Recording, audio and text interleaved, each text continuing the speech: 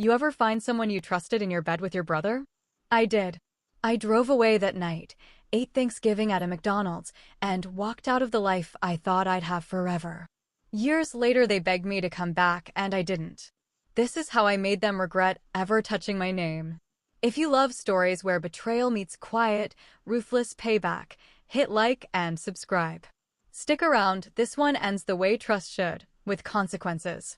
I grew up in a house where the windows always smelled faintly of cinnamon and my mother's perfume.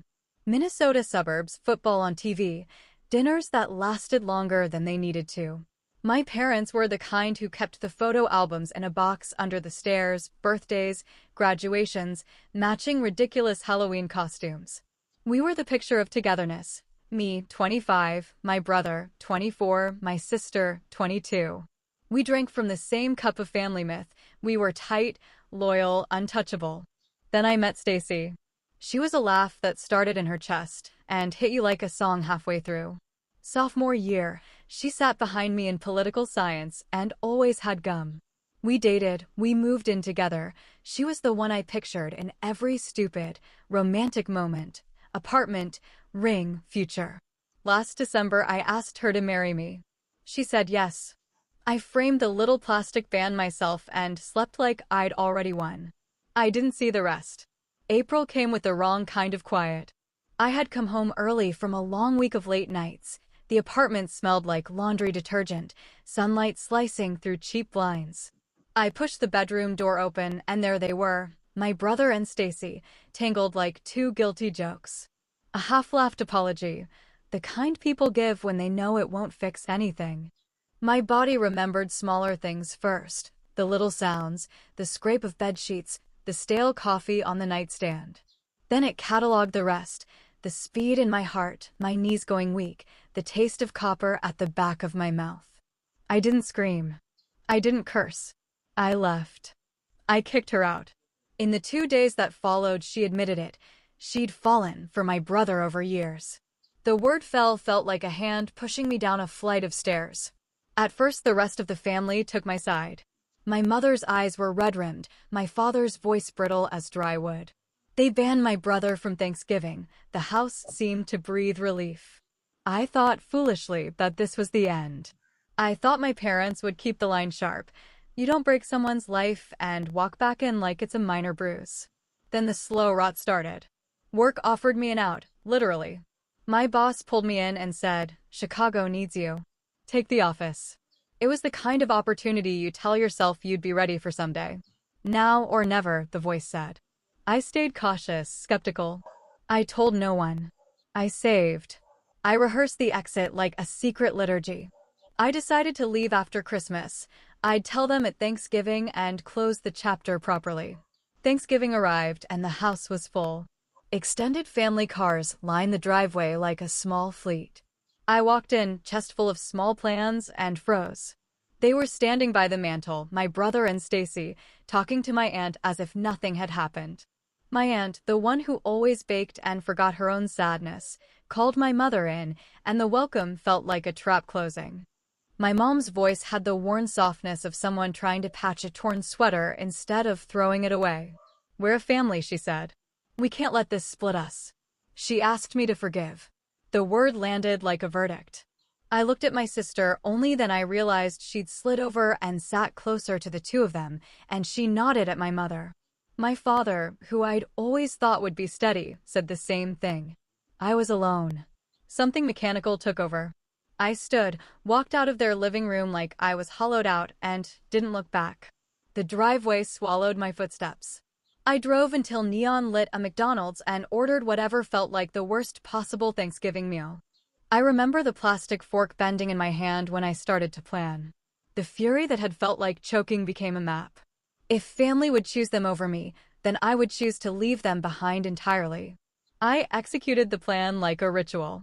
I blocked them on my phone. I turned in my parents' family plan, got my own line, doubled the bill without blinking. I gave my landlord a date and moved out of the apartment earlier than planned. On December 15th, I walked into Chicago with a single suitcase and a quiet determination. Only a couple of friends there knew. Nobody in my family did. In Chicago, I became three things: patient, obsessed, and invisible to the people who had once been my whole world. The office I took over was a mess: stringy processes, bad morale, a boss who'd been burned out. I learned to speak in spreadsheets and late-night emails. I learned to sleep in short slices and to let my hands fall asleep at my keyboard without complaint. Months are boring when you're building a bridge out of nothing.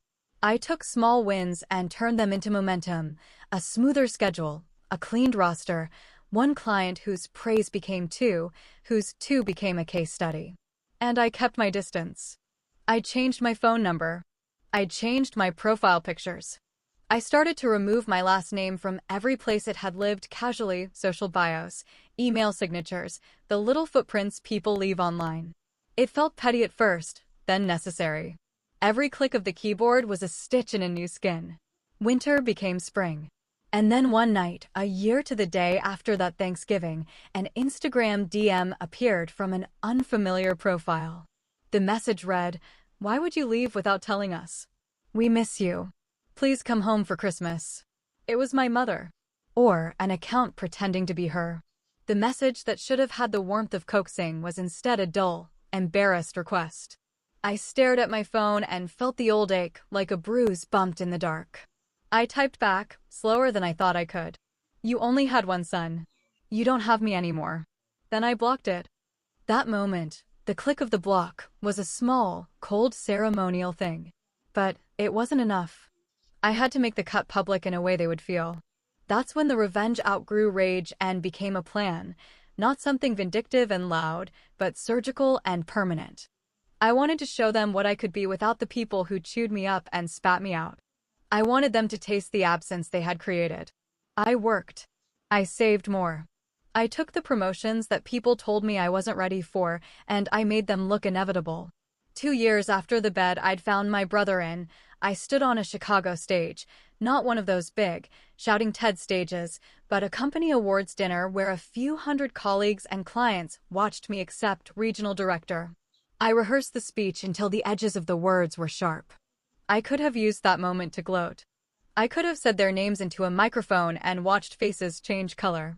But I wanted more than a hiss of heat from a jealous crowd. I wanted a cut that would not heal on its own, something that would force a truth: I no longer belonged to the story they knew. So I did 3 things. First, I made my new life undeniable.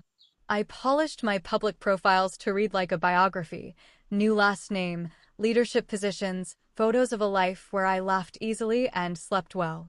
Not petty show-off stuff, simple, curated truth. I was successful, respected, alive. Second, I legally changed my last name. It's the most nails-on-wood maneuver there is: removing the sound that connected you to your past. The paperwork felt like a clean slice. A new name on a new driver's license felt like sunlight through a window I hadn't known how to open. Third, and this is where the theater comes in, I timed a single reply. My sister, the one who'd moved a seat closer at Thanksgiving, posted a blurred family photo on an anniversary. Someone in the comments asked where I was. The back and forth snowballed. On a quiet Friday, with my calmest face, I uploaded a short video: 2 minutes, no theatrics. I said, "You don't get to pick which parts of me you want when it suits you. I'm done." I changed my name. I moved to Chicago. I built a life where I don't have to forgive the people who betrayed me. I signed it with a new name and a sentence that landed like a hammer: I am not the son you can keep when I'm convenient. The video wasn't cruel. It was final. And for that reason it was worse than any shouting match. The reaction was immediate. My outdated family group chat blew up. My mother's messages went from pleading to frantic, then to the thin, cold anger of someone realizing a home you trust is not yours to inhabit. My brother sent one long, miserable message begging for a call. I read it and let the sent notification hang unanswered. My sister called in the middle of the night. I let it go to voicemail and listened to the tiny breath in her voice, the one that used to be reserved for me. The payoff wasn't a scene of public humiliation with a crowd jeering. The revenge that mattered was quieter. Their daily certainty that I was theirs evaporated. They could not pick up the phone and erase the years I'd spent rebuilding. They could not suddenly claim the version of me that only existed in the picture frames they left on their mantle.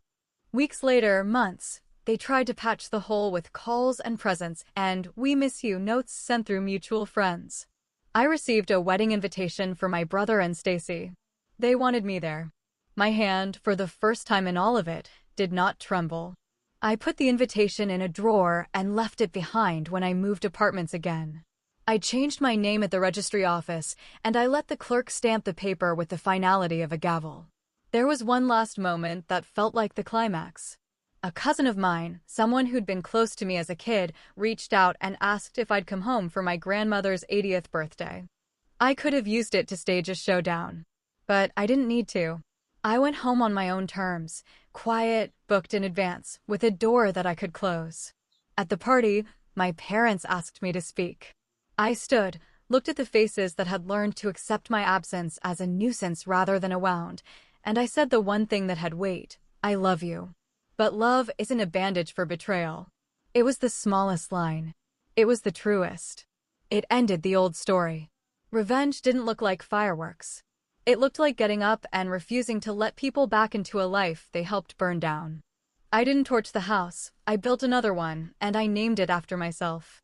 If you felt that one, hit like, share it with a friend who needs to hear they don't owe anybody the version of themselves that was broken. Tell me in the comments, would you have gone back? And subscribe for more stories where betrayal gets paid in full.